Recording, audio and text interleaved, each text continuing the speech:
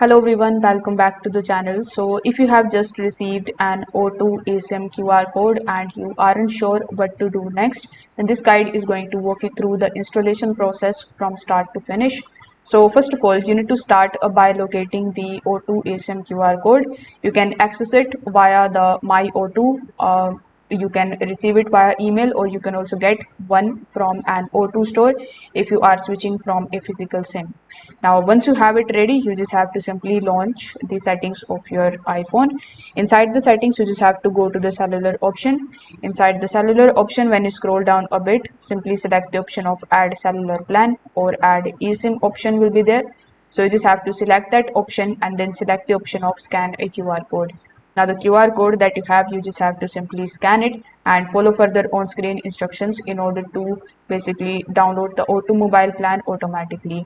So after the download finishes, you just have to give your plan the name, like you can give it the name as O2.